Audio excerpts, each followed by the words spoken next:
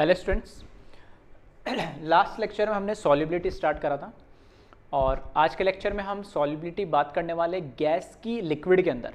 ठीक है, तो गैस लिक्विड के अंदर कितना सॉल्युबल है उसकी हम बात करने वाले हैं। तो स्टार्ट करते हैं हम solubility of gas in a liquid.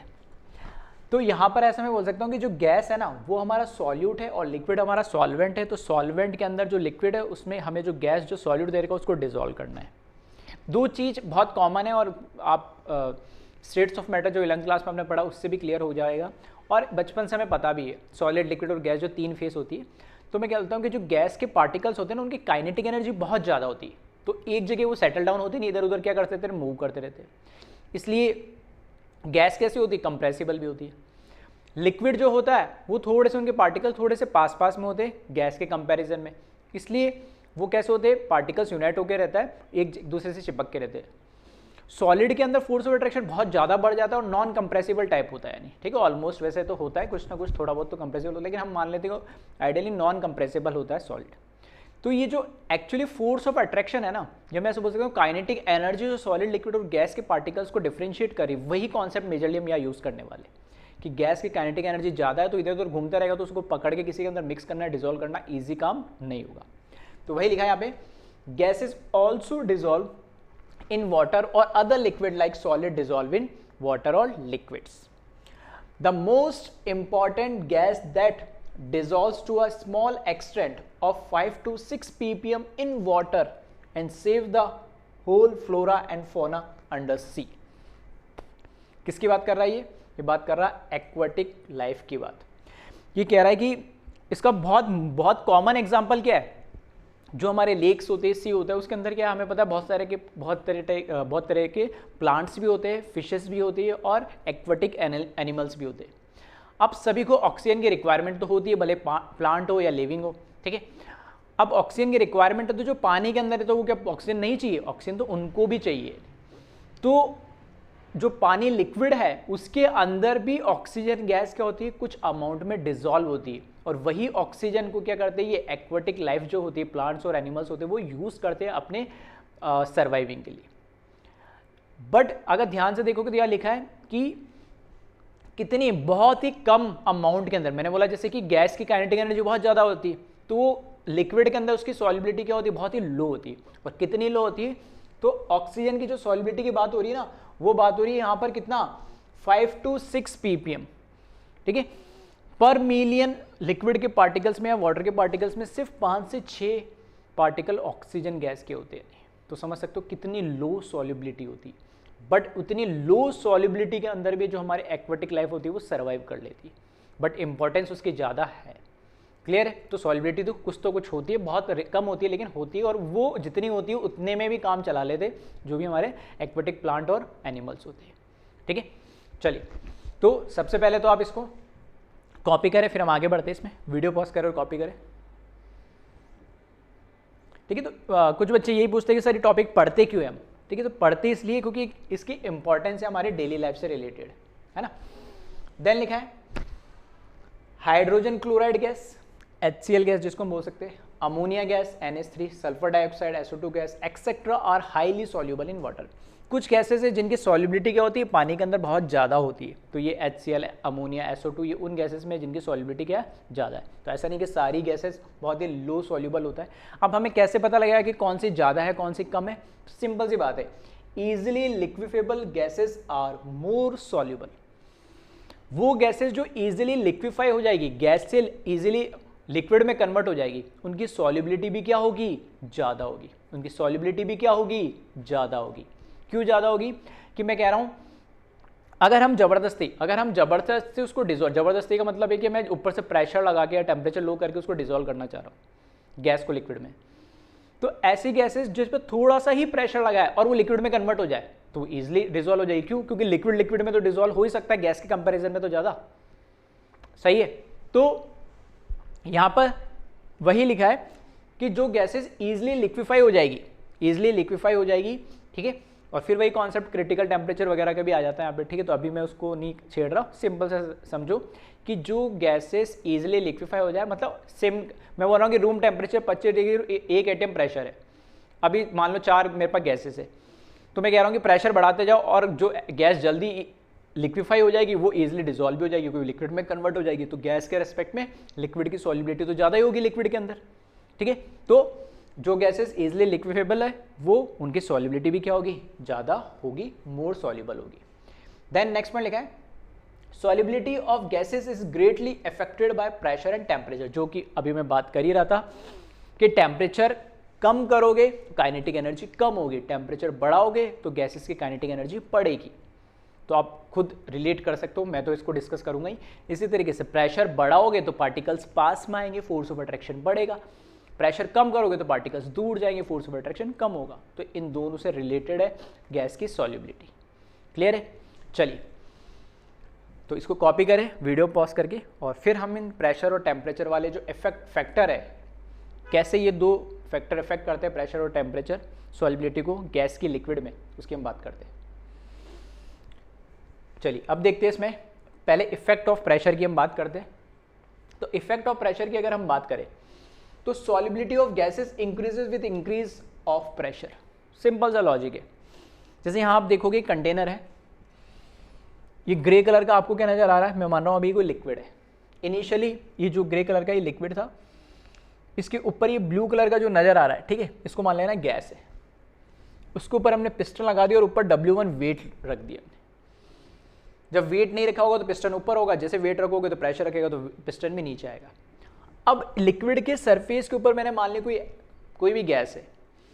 अब नॉर्मली गैस को पिस्टन जब ऊपर था तो कोई प्रेशर था नहीं, एटमॉस्फेरिक प्रेशर ही होगा, तो एटमॉस्फेरिक प्रेशर पे गैस को जितना डिसॉल्व होना था अपने आप हो गई, ठीक है, कोई हमने उसको एक्सटर्नल फोर्स नहीं दिया। बट जैसे ही हमने उसके ऊपर वेट W1 रखा ना, तो अब नंबर ऑफ पार्टिकल्स जो है वो जो लिक्विड में डिसॉल्व हो रहे गैसेस के वो बढ़ गए। क्यों बढ़ गए? कि गैसेस के जो पार्टिकल्स है ना, नंबर ऑफ पार्टिकल है गैसेस के, वो क्या है, पास में है। पास में आए तो एक दूसरे से इंटरेक्ट करेंगे, फोर्स ऑफ अट्रैक्शन बढ़ेगा, और एक दूसरे के पास में आएंगे तो क्या होगा, जैसे हम बोलते हैं ना लिक्विड के पार्टिकल प्रेसिपिटेट होते हैं, तो वैसे ही गैस के पार्टिकल्स पास में आके एक बड़ा मॉलिक्यूल बनाएंगे और धीरे धीरे उसमें डिसॉल्व होना शुरू करेंगे। तो प्रेशर लगाओगे तो जबरदस्ती आप मॉलिक्यूल्स को एक तरीके से धक्का दे रहे हो कि एक रूम में बैठ 10 सकते हैं, लेकिन आप जबरदस्ती उनको धक्का दोगे तो 10 का 15 भी हो जाएगा, वो तो आपको ही पता, आड़ा टेढ़ा करके घुस जाएगा। वही कहानी है कि मैंने प्रेशर लगाया तो नॉर्मली 10 मॉलिक्यूल जो 1 एटमॉस्फेयर पे उसमें डिसॉल्व होने थे, मैंने ऊपर से जबरदस्ती प्रेशर लगा रहा हूँ तो 2-5 तो उसमें घुस ही जाएंगे, कोई बड़ी बात नहीं है, ठीक है। तो प्रेशर बढ़ाओगे तो सॉल्युबिलिटी गैस की लिक्विड में बढ़ेगी, उसमें कोई दिक्कत नहीं। अब पहले W1 वेट रखा था, मैंने W2 एक और वेट रख दिया, और ज़्यादा प्रेशर बढ़ा दिया, तो ऑब्वियसली बात है और ज़्यादा उसमें गैसेस के जो पार्टिकल्स है लिक्विड फॉर्म के अंदर डिसॉल्व हो जाएंगे, सॉल्युबिलिटी और उसकी बढ़ जाएगी। यानी तो वही लिखा, with the increase of weight on the piston solubility of gases increases, ठीक है। तो जैसे जैसे हम वेट बढ़ाते जाएंगे सॉल्युबिलिटी जो गैस की है लिक्विड के अंदर वो बढ़ती जाएगी। क्यों? क्योंकि प्रेशर बढ़ाएंगे तो मॉलिक्यूल्स को क्या स्पेस कम मिलेगी, वो स्पेस कम मिलेगी, मॉलिक्यूल्स पास में आएंगे तो नीचे लिक्विड के अंदर क्या होने लगेंगे, वो डिसॉल्व होने लगेंगे, ठीक है। चलिए तो वीडियो पॉज करें और कॉपी करें इसको।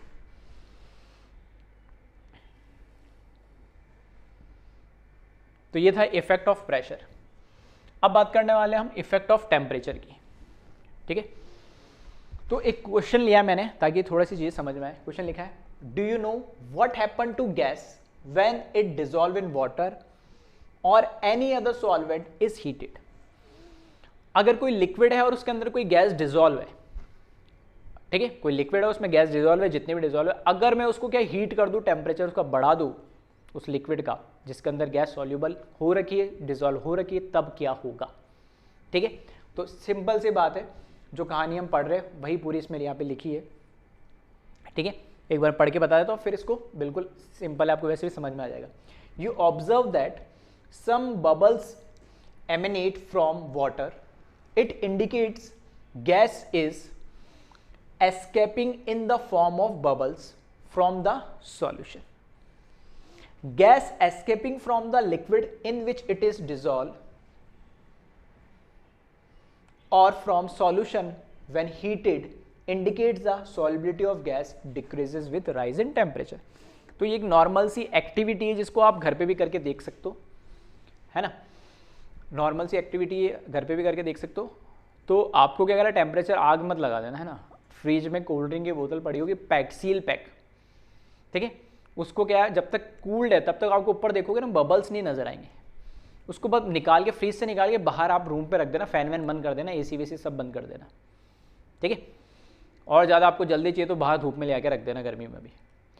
जैसे उसको रखोगे ना, जैसे उसका टेम्परेचर बढ़ेगा, अब हमने कोई उसमें आग नहीं लगा रहे, वो पहले जो फ्रीजर का टेम्परेचर तो ऑब्वियस था, वो तो रूम टेम्परेचर से कम ही था ना, तो उसके अंदर जो ऊपर कंप्रेस्ड फॉर्म में गैस जो उसमें डिजोल्व होती है, CO2 गैस होती है, जनरली कार्बोनेटेड हम बोलते हैं उसको, तो CO2 गैस डिजोल्व होती है कोल्ड ड्रिंक्स के अंदर।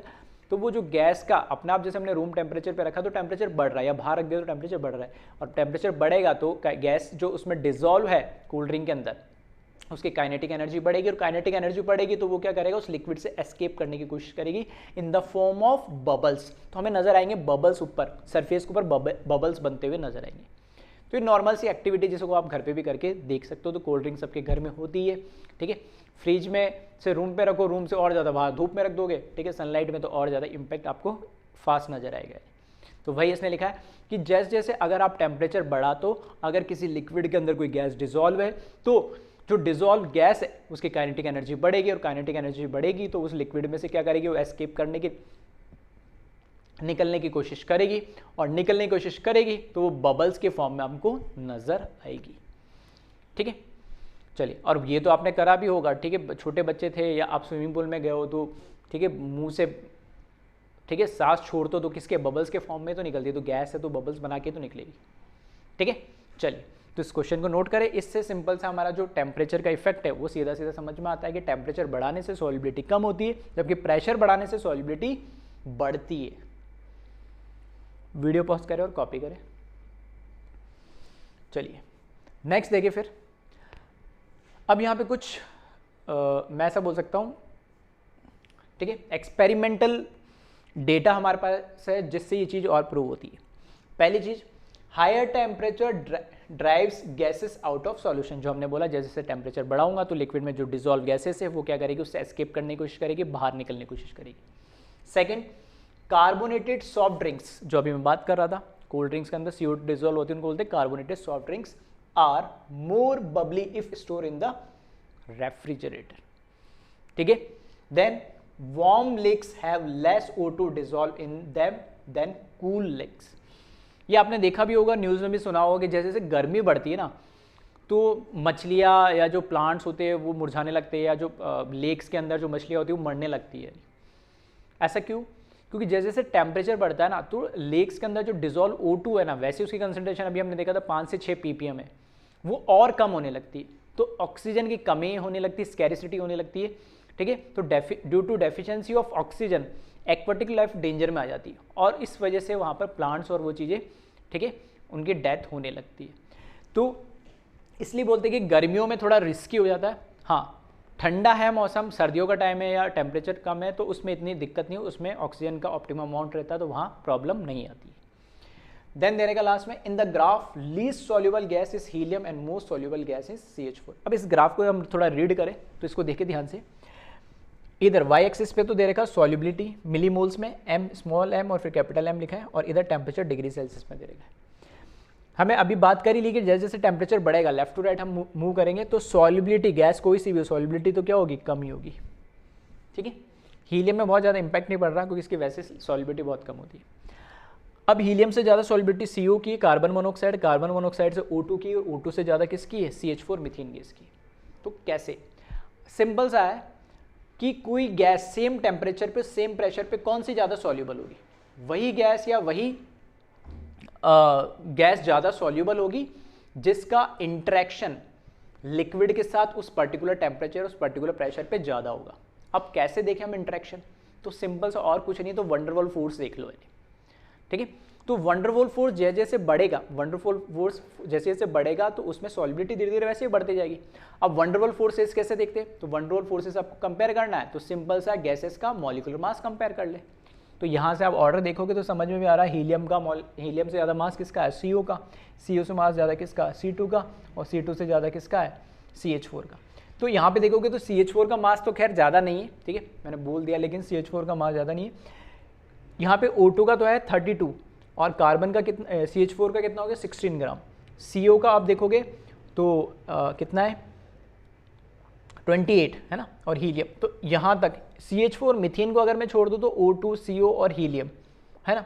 इस केस में आप देखोगे कंपेयर करोगे तो यहाँ पे तो मॉलिक्यूलर मास से हमें समझ में आ रहा है, लेकिन CH4 की सॉल्युबिलिटी थोड़ी ज़्यादा हो जाती है, ठीक है। CH4 की सॉल्युबिलिटी क्या हो जाती है, थोड़ी सी ज़्यादा हो जाती है। तो वैसे तो ये एक्सपेरिमेंटल डेटा है, फिर भी मैं एक इन जनरल बता रहा हूँ, ऐसे क्वेश्चन वैसे आए ही नहीं ना, ऐसे चांसेस है, लेकिन हाँ कंपेयर कैसे कर सकते हैं। तो आपको देखना पड़ेगा किस सॉल्वेंट में आपको डालना है, ठीक है, किस सॉल्वेंट में आपको डालना है। तो यहाँ सॉल्वेंट मेंशन वैसे कर नहीं रखा है, तो वाटर मान लेते हैं कि सॉल्वेंट में आपको डालना है, और सॉल्वेंट में जो गैस डिजोल्व हो रही है उनके बीच में कोई इंटरेक्शन या फोर्स तो नहीं बढ़ रहा है। जैसे जैसे इंटरेक्शन या फोर्स बढ़ेगा तो ऑब्वियसली बात है सॉल्युबिलिटी भी बढ़ेगी, कुछ नहीं है तो वनरेबल फोर्सेस तो होंगे ही होंगे, ठीक है। तो ये अभी मैंने बोला सर, आपने बोला मास होना चाहिए CH4 का, फिर से मैं क्लेरिफाई करता हूँ, ये एक्सपेरिमेंटल डेटा है, ठीक है। तो एक्चुअल में कौन से फोर्स है, किससे रिलेटेड है, थोड़ा सा वो आपको देखना पड़ेगा, उस पर डिपेंड करेगा। बाकी हाँ प्रूव ये सब चीज़ कर रही है कि टेम्परेचर बढ़ाने पे सॉल्युबिलिटी क्या होगी, धीरे धीरे कम होगी, ठीक है। चलिए तो वीडियो पॉज करें और इसको कॉपी करें।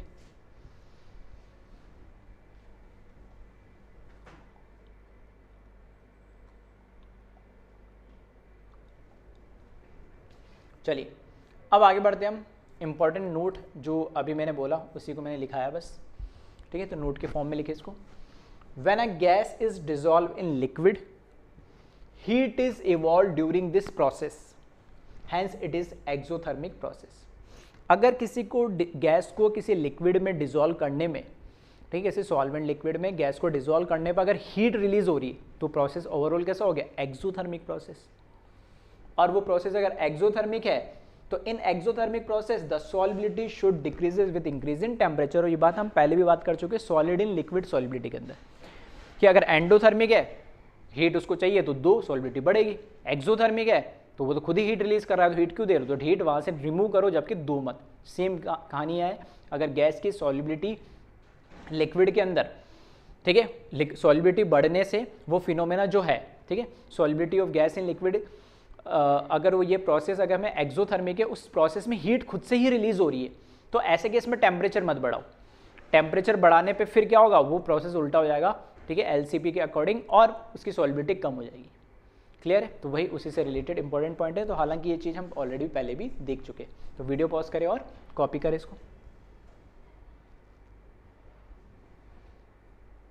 चलिए अब बढ़ते हैं आगे।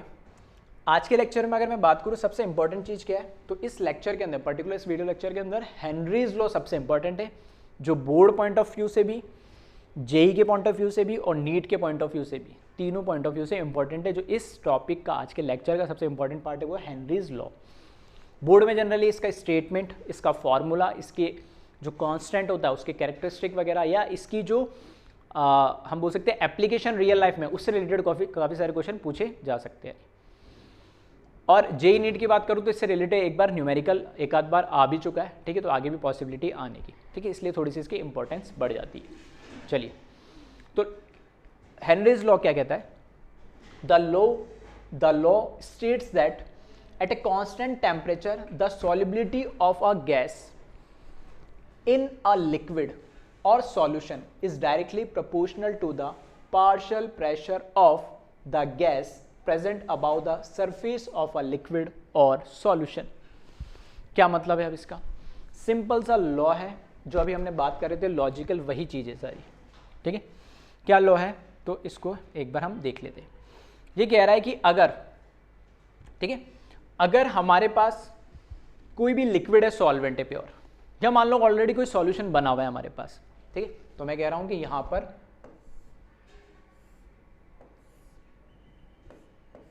ठीक है, ये मैंने मान लिया इसके अंदर हमारे पास क्या लिक्विड है, ठीक है। इस लिक्विड के ऊपर, ठीक है, लिक्विड के ऊपर हमने मान ली गैस है यार, यहां पे गैस के पार्टिकल्स है।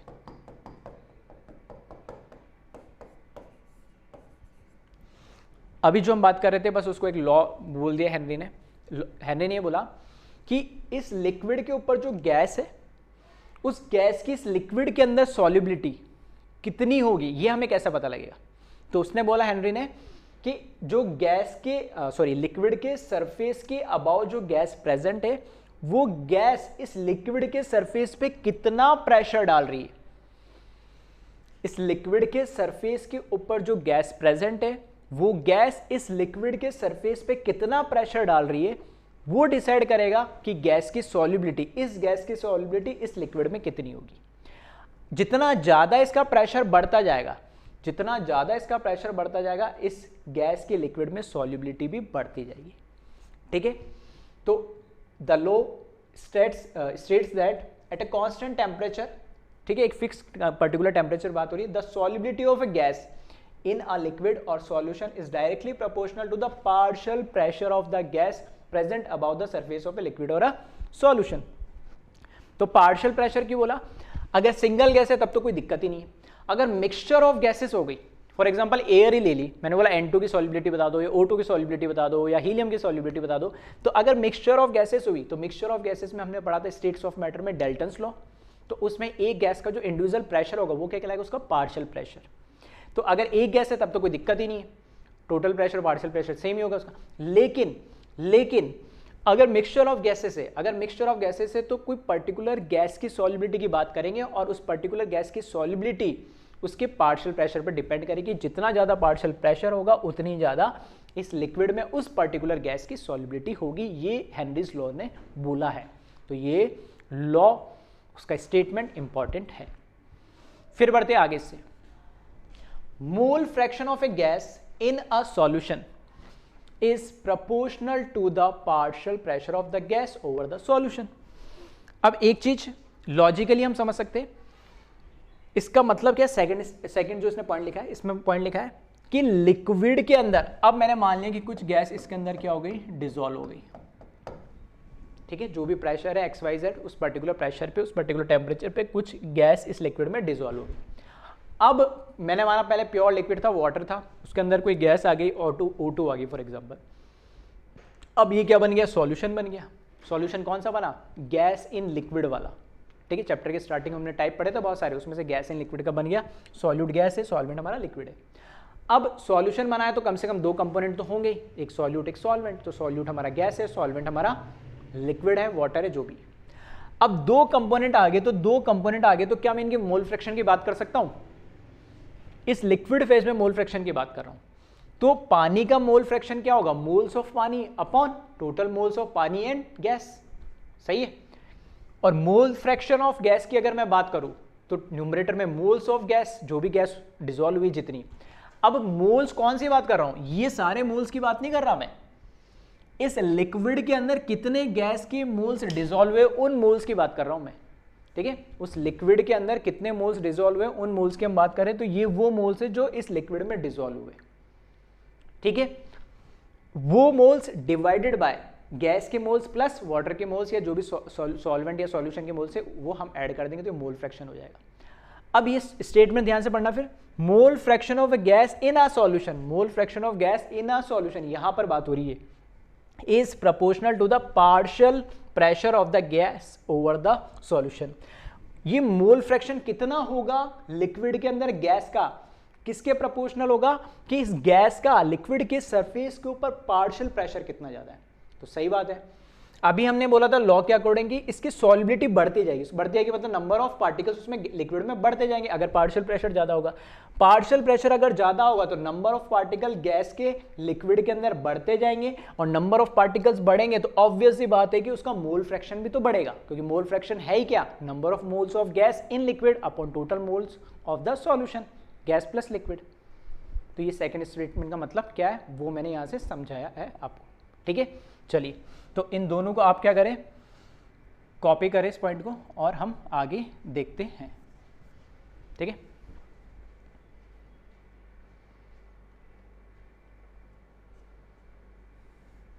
चलिए, अब लिखा है हेनरीज लॉ को हम मैथमेटिकली डिराइव करें, उसकी बात करें तो यहां लिखा है the partial pressure of the gas in the vapour face is P। ठीक है, तो अभी जैसे मैंने यहाँ पे बनाया था सेम चीज यही बना देता हूँ ताकि कंफ्यूजन मत रखना है ना, क्योंकि बच्चे आधे यही कंफ्यूज आते हैं, सर कहाँ की मोल फ्रैक्शन की बात हो रही है, कौन से गैस की बात हो रही है। ठीक है, तो इन चीज़ों से कंफ्यूज मत होना। ये मैंने ले लिया मेरे पास, मैंने यहाँ पे ब्लैक कलर में सॉल्वेंट है, यहाँ पे ब्लू कलर के अंदर ये कोई गैस है, ठीक है, कुछ गैस इसके अंदर भी डिजोल्व हो जाएगी, जो भी प्रेशर होगा यहाँ पे। तो इसने बोला the partial pressure of gas. तो अब मैं बोल रहा हूँ कि ये जो गैस है कोई भी, उसका पार्शियल प्रेशर मैंने मान लिया P। अकेली गैस है तो P मान लो टोटल प्रेशर, और मिक्सचर ऑफ गैस है तो उस पर्टिकुलर गैस का प्रेशर P है। तो the partial pressure of the gas in vapour phase, इस वेपर फेस में या गैस फेस में जो पार्शियल प्रेशर है गैस का, is proportional to the mole fraction of X या mole fraction of the gas in the solution. अब जो ये गैस है ना, इसका इस लिक्विड में मोल फ्रैक्शन X है। X मतलब मोल फ्रैक्शन, और गैस की बात हो रही यहाँ पर, इसकी बात हो रही। तो जितना ज़्यादा पार्शियल प्रेशर होगा गैस का, उतना ही ज़्यादा मोल फ्रैक्शन बढ़ जाएगा गैस का इस लिक्विड के अंदर। ये अभी हमने बात करी थी, बस इसी से रिलेटेड आगे की कहानी है। तो जितना ज़्यादा पार्शियल प्रेशर होगा तो उतना ही ज़्यादा क्या होगा, मोल फ्रैक्शन होगा। तो हम बोल सकते हैं यहाँ पे Henry's laws is expressed as, ठीक है। और एक पॉइंट आप चाहो तो यहाँ पर इसमें ऐड कर सकते हो, ठीक है, आप ऐड कर सकते हो। और क्या है वो पॉइंट, तो वो बता देता हूँ मैं। बताना क्या है वो, मतलब आप समझ गए होंगे। यहाँ पे इस तरह से मान लो मिसिंग है, तो P is proportional to X। ये X कौन सा है, यही है, ठीक है। मोल फ्रैक्शन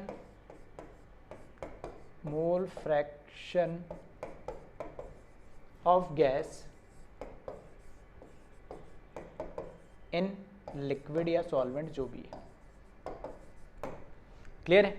तो ये लॉ के अकॉर्डिंग जो बोला गया है, ठीक है, लॉ के अकॉर्डिंग जो बोला गया वही लिखा कि partial pressure is proportional to mole fraction of gas in liquid. Proportionality constant हटाने के लिए हमने कांस्टेंट लगाया KH। K जनरली आपको पता है कांस्टेंट के लिए यूज किया जाता है, और सब स्क्रिप्ट में H लिखा है क्योंकि ये हेनरीज लॉ में आ रहा है, तो इसको हेनरीज कांस्टेंट बोला जाता है। तो K कांस्टेंट के लिए, H हेनरीज के लिए, तो KH is Henrys law constant या हेनरीज कांस्टेंट भी बोला जाता है, ठीक है। तो हमारा जो लॉ है यहाँ पे, ठीक है, तो एक सिंपल सा बेसिक सा फॉर्मूला है जिसको आपको क्या करना है, याद रखना है। और वो क्या है, P equals to KH into X। अब ध्यान बस इतना सा रखना है कि KH तो चलो कांस्टेंट है, P और X क्या है, तो P तो है partial pressure of gas in vapour face या गैस फेस हम बोल सकते हैं, और X उसी गैस का लिक्विड फेस के अंदर कितना मोल फ्रैक्शन है। दोनों अलग अलग चीज़ें, ठीक है। चलिए तो इसको कॉपी करें, फिर हम आगे बढ़ते हैं इसमें।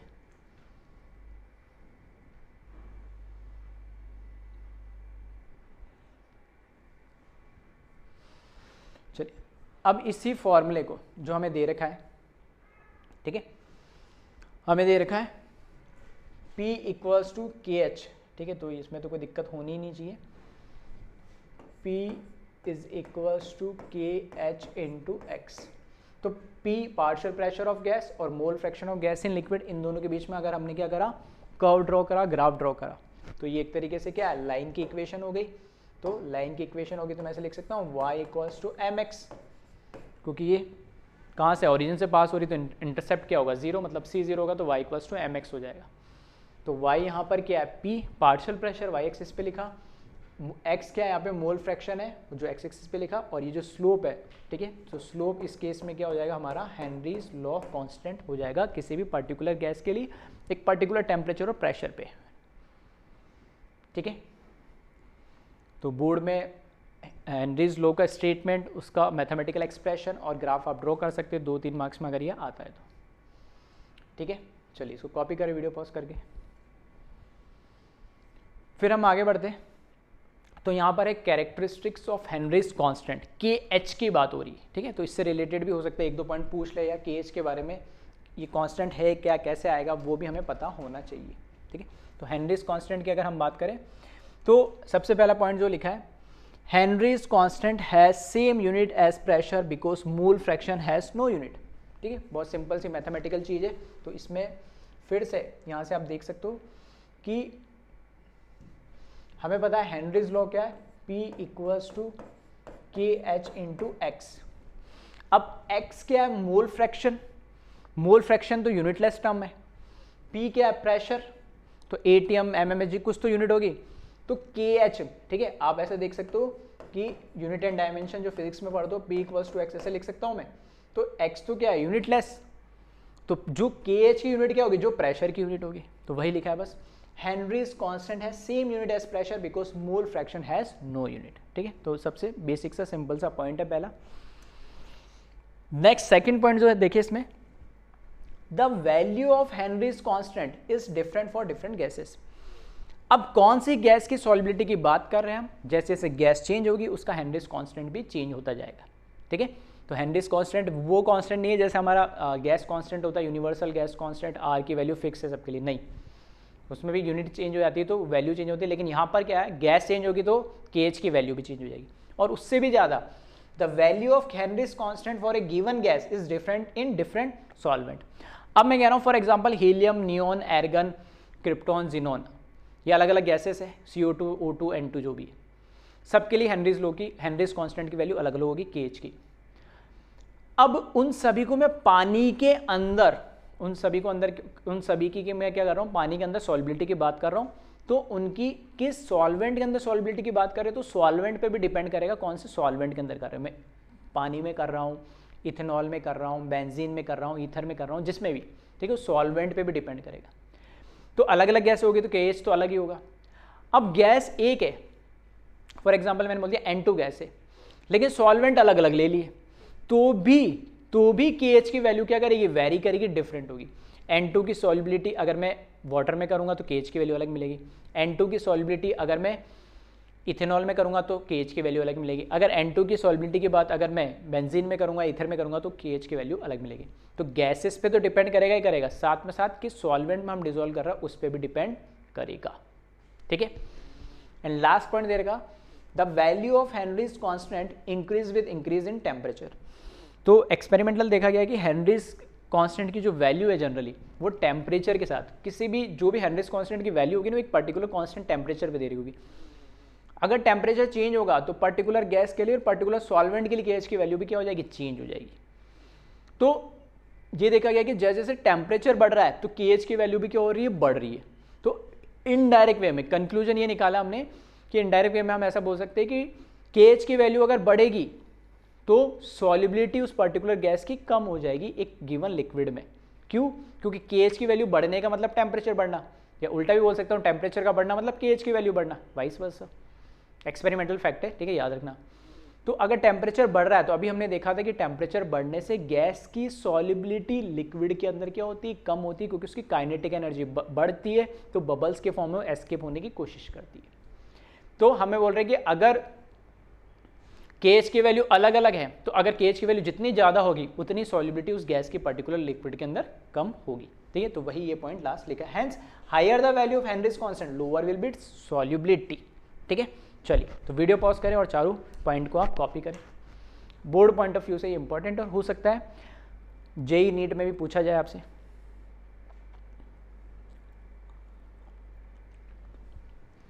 चलिए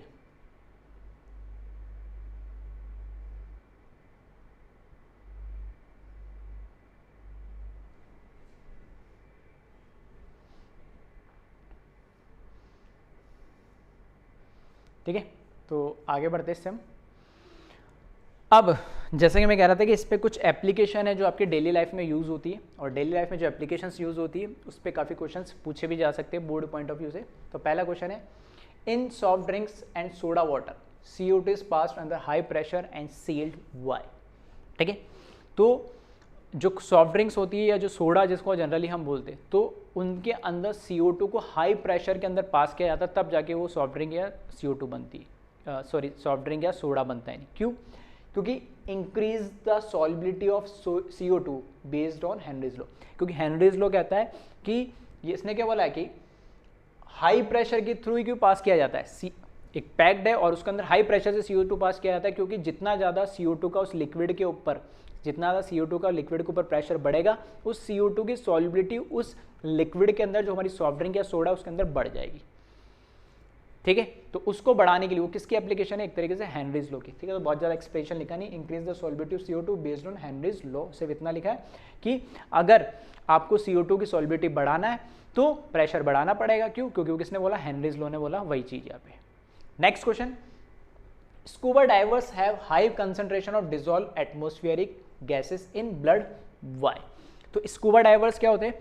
गोताखोर जिसको हम बोलते हैं जनरली, समुद्र की गहराइयों में जाकर हीरे मोती जवाहरात जो ढूंढते हैं, ठीक है, या प्रीशियस हम बोल सकते हैं, हम ऐसे बोल सकते हैं प्रीशियस सब्सटेंस या एलिमेंट से जो भी है, ठीक है, जो भी उनका काम होता है। तो यानी बहुत डेप्थ में, सी के डेप्थ में जाके ऑक्सीजन सिलेंडर लेके वो उसके डेप्थ में जाके, और ऑक्सीजन होता भी नहीं है जनरली उसमें, ठीक है, प्योर ऑक्सीजन नहीं होती वो, उसमें एक तरीके से एयर का मिक्सचर ही होता है, लेकिन उसकी कंसंट्रेशन को वेरी करते वो सब चीज़ें यही हम देखने वाले, क्यों कैसे क्या। तो इसने बोला है कि scuba divers have high concentration of dissolve atmospheric gases in blood, why?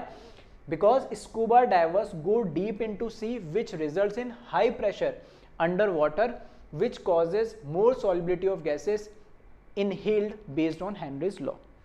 अभी कह रहा है कि स्कूबा डाइवर जो होते हैं ना, उनके ब्लड के अंदर एटमॉस्फेरिक जो गैसेस होती है ना, वो हाई कंसंट्रेशन में डिजॉल्व होती है, नॉर्मली जितनी होनी चाहिए उससे कई ज़्यादा, जो हम अर्थ के ऊपर रहते हुए होती।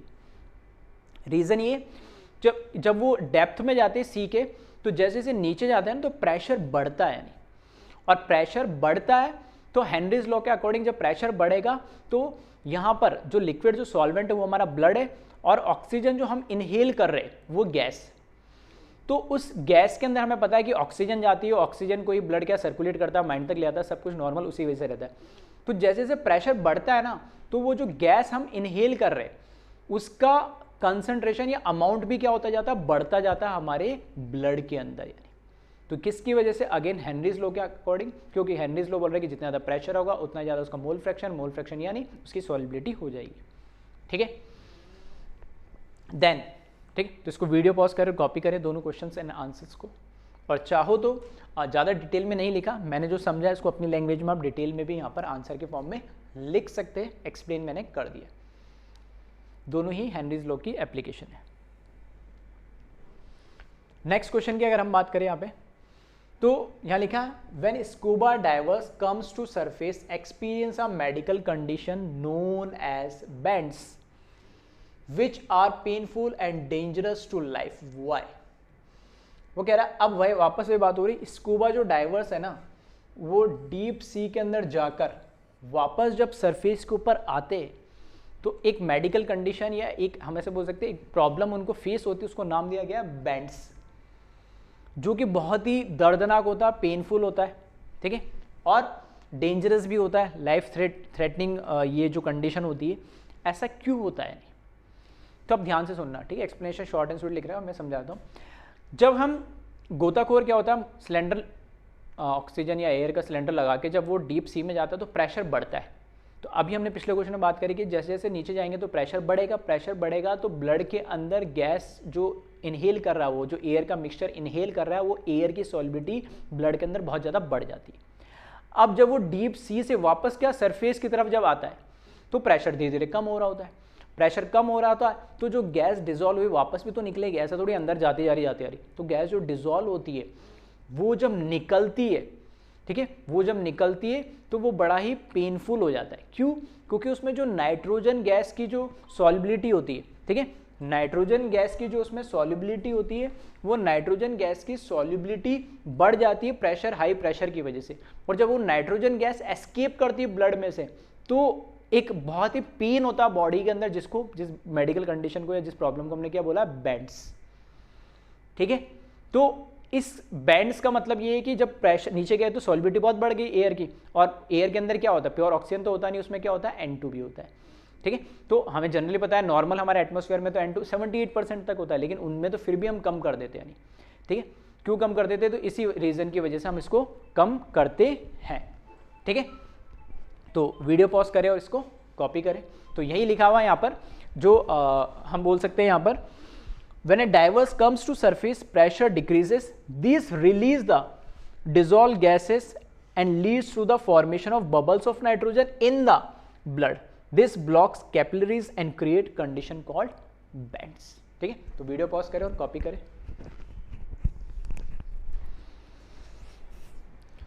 चलिए, तो यहाँ हम बात कर चुके हैं कि जब नाइट्रोजन गैस डीप सी में जाते हैं तो उसमें उसकी सॉल्युबिलिटी बहुत ज़्यादा बढ़ जाती है, और जब वापस सरफेस पे आते हैं तो प्रेशर कम होते हैं। जब वापस वो गैस निकलती है तो वो क्या करती है एक्चुअल में जो कैपिलरीज होती है हमारे बॉडीज़ के अंदर उसको ब्लॉक करती है और उस वजह से एक कंडीशन कॉल क्रिएट होती है, उसको बोलते हैं बैंड्स, और वो बड़ी ही पेनफुल होती है। ठीक है, चलिए आगे बढ़ते हैं इससे हम। सॉरी,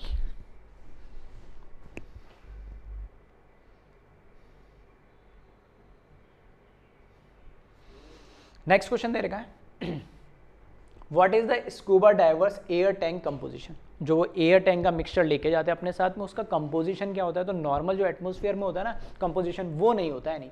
ठीक है, क्या कंपोजिशन होता है, उसमें हम एक्स्ट्रा हीलियम ऐड कर देते, 11.7% समथिंग होता है, नाइट्रोजन 56.2% होता है और ऑक्सीजन 32% होता है। जनरली हमें पता है कि एयर के अंदर जो मिक्सचर होता है, एयर मिक्सचर होता है, उसमें नाइट्रोजन का 78-79% और ऑक्सीजन 20-21% होता है, बाकी थोड़ी गैसेस होती है। तो वो नाइट्रोजन की कंसंट्रेशन कम करने के लिए हम एक inert gas like helium add कर देते हैं ताकि उसकी कंसंट्रेशन कम हो, और साथ के साथ ऑक्सीजन की उसमें कंसंट्रेशन हम क्या कर देते हैं, बढ़ा देते हैं यानी। ठीक है, तो 32% तक उसमें ऑक्सीजन होती है। तो ये भी क्वेश्चन पूछा जा सकता है, इसको आप ध्यान रखिएगा। ठीक है, तो वीडियो पॉज करके कॉपी करें जल्दी से। चलिए आगे बढ़ते हम। Next question, why do people living at hill top or at higher altitude experience a condition known as anoxia.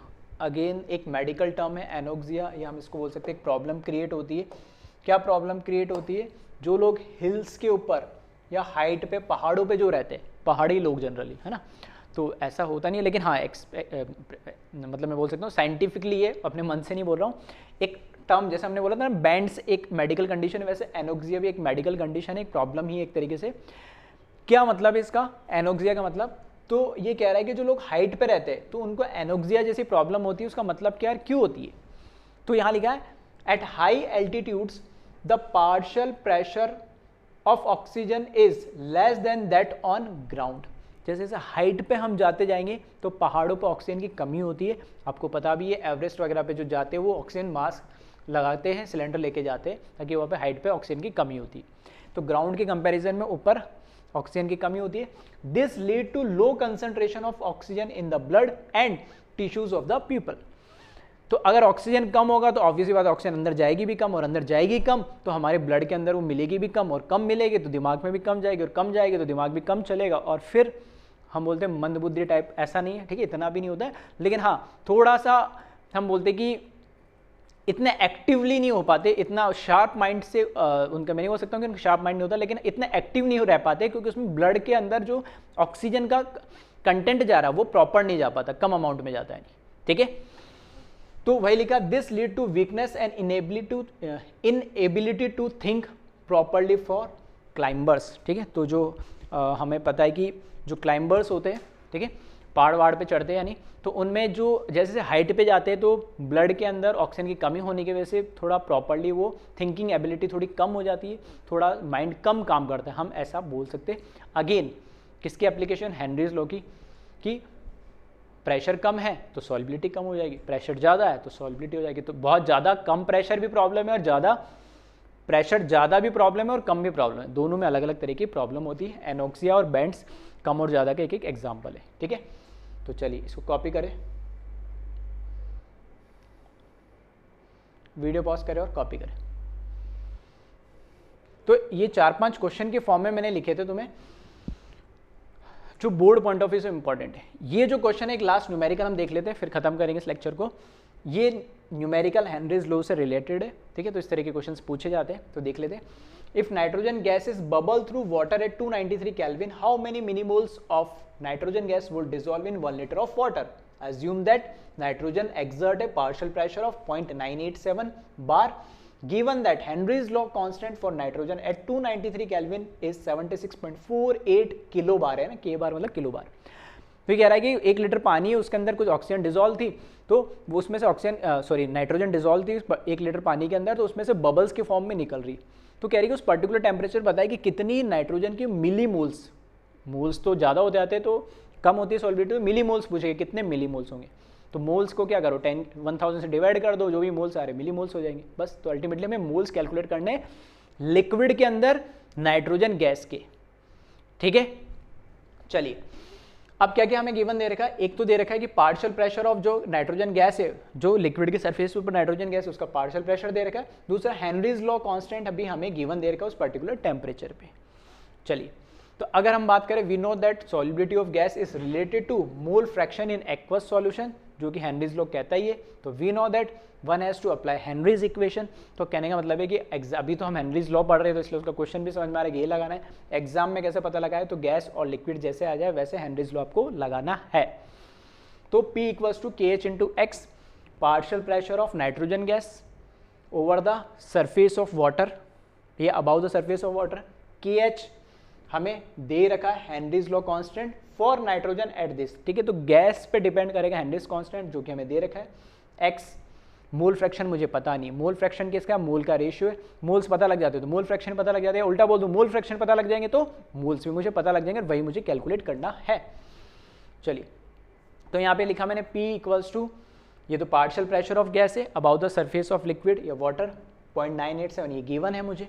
Then ये डाटा गिवन है। देन दूसरा KH, ये भी मुझे गिवन दे रखा है 76.48 किलो बार है। तो इसको क्या करो, बार में कन्वर्ट कर लो, 1000 से मल्टीप्लाई करके ये डेटा मुझे यहाँ पर गिवन दे रखा है ये, ठीक है। तो ये दो P और KH तो मुझे दे रखा, तो यहाँ से मैं क्या करूँगा, मोल फ्रैक्शन ऑफ गैस कैलकुलेट कर लूँगा, ठीक है। अभी भी किसी को थोड़ा सा कन्फ्यूजन हो रहा, नहीं समझ में आया, ठीक है, तो मैं आपको थोड़ा सा बता देता हूँ। यहाँ पे ध्यान से देख लेना।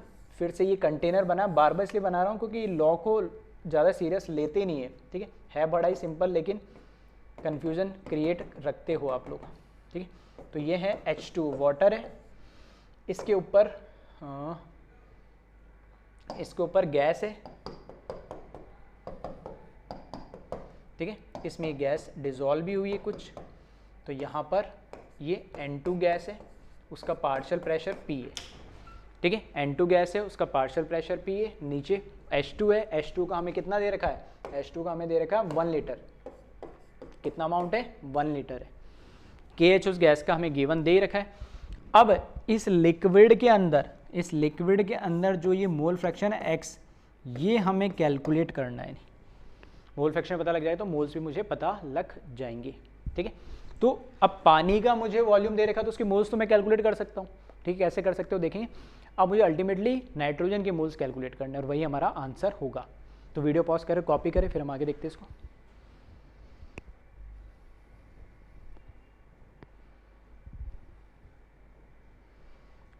चलिए, तो वहाँ से P अपॉन KH आ जाएगा, ठीक है। इसको करेक्ट कर लेना, कैपिटल P लिख लेना इसको, ठीक है। तो कैपिटल P क्या है, 0.987 आ जाएगा, ठीक है। इसको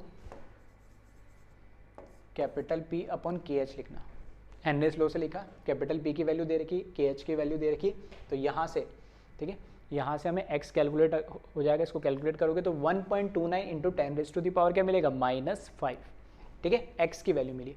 अब ध्यान से देखना, ये x एक्चुअल में है क्या, N1 upon N1 plus N2। N1 मैंने मान लिया मोल fraction of moles of nitrogen gas, क्यों, क्योंकि मोल फ्रैक्शन ऑफ गैस ही होता है ये, है ना। तो मोल फ्रैक्शन ऑफ गैस होता है तो ऊपर वाले मोल्स ऑब्वियस ही बात है किसको होंगे, मोल्स ऑफ वाटर मुझे कैलकुलेट करना है, तो यहाँ से हम मोल्स ऑफ वाटर कैलकुलेट कर लेंगे, ठीक है। तो यहाँ पे कुछ चीज़ें जो मैं लिख देता हूँ ताकि आपको कन्फ्यूजन ना हो।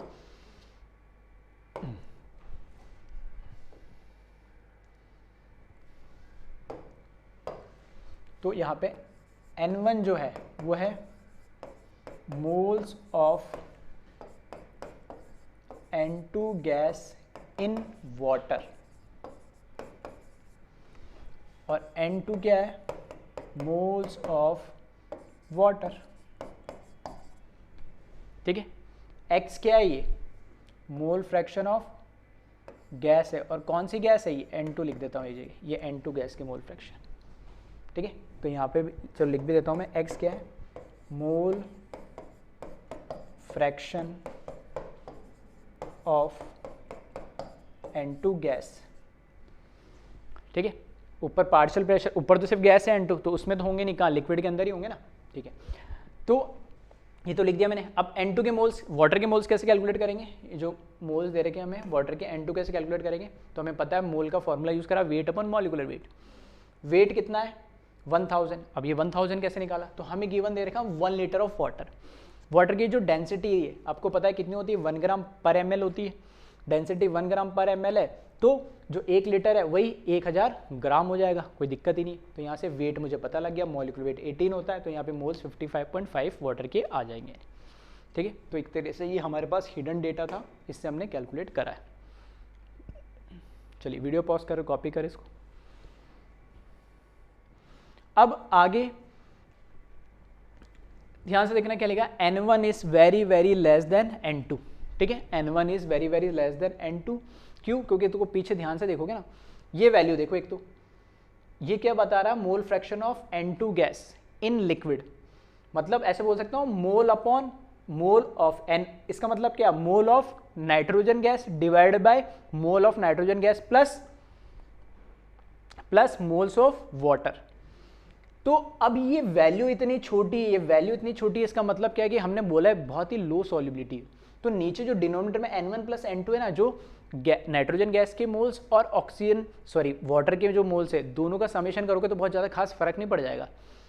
55.5 में, ठीक है, 1.29 या मैं ऐसे बोल सकता हूँ 0.0000129 को ऐड करोगे तो कुछ सेंस नहीं बचेगा। इसलिए N1 डिनोमिनेटर की बात करें तो N1 को हमने क्या करा, नेग्लिजिबल मान लिया इसके कंपैरिजन में, इसलिए हमने लिखा है N1 is very very less than N2। तो हमने यहाँ पे x को क्या लिखा, simple N1 upon N1 plus N2 के सिर्फ N2 लिख दिया। और यहाँ से हमने क्या करा, इसको कैलकुलेट करा, तो यहाँ से ये वैल्यू पूरी कैलकुलेट होके आ जाएगी। ठीक है, तो एक बार मैं पूरा लिख देता हूँ फिर बता देता हूँ। तो यहाँ से देखना ध्यान से, ठीक है, तो N1 यहाँ पे ऐसे लिखा था हमने, x1 equals to N1 upon N1 plus N2। तो डिनोमिनेटर में ये मोल्स ऑफ किसके, नाइट्रोजन की, ये तो क्या होंगे ना के बराबर, तो इसको मैंने नेग्लेक्ट करा, यहाँ से ये लिखा है। तो यहाँ से नीचे सिर्फ क्या बचेगा, N2, और इसको सिर्फ N2 बचेगा यहाँ पे। तो x1 इक्वल्स टू मैंने क्या लिखा, N1 अपॉन N2, और फिर इसको क्या करा, क्रॉस मल्टीप्लाई करा। तो N1 निकालना है तो N2 से मल्टीप्लाई कर दो। तो x तो मैंने कैलकुलेट कर ही लिया था, N2 कैलकुलेट कर लिया, मल्टीप्लाई करेंगे तो 7.16 इंटू 10⁻⁴ मोल्स। ये किसके मोल्स आ रहे हैं, नाइट्रोजन गैस के मोल्स आ रहे हैं। ठीक है, ये किसके मोल्स आ रहे हैं, मोल्स ऑफ नाइट्रोजन गैस, जो कि N2 है।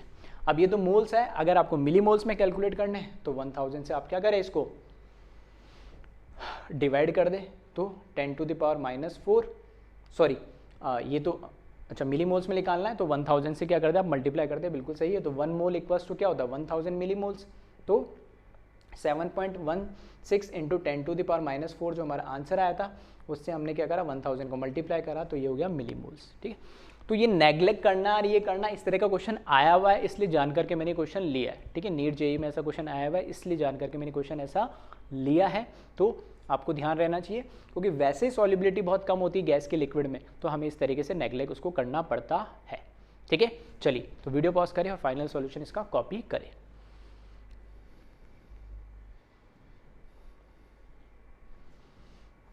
ठीक है, तो इस तरीके से हमने जो हमारा लास्ट टॉपिक था सॉल्युबिलिटी वाला, और उसमें भी सॉलिड इन लिक्विड की लास्ट लेक्चर में बात करी थी, और अब गैस इन लिक्विड की सॉल्युबिलिटी की बात करी। और इसमें सबसे इंपॉर्टेंट मैं बात करूँ तो हेनरीज लॉ है।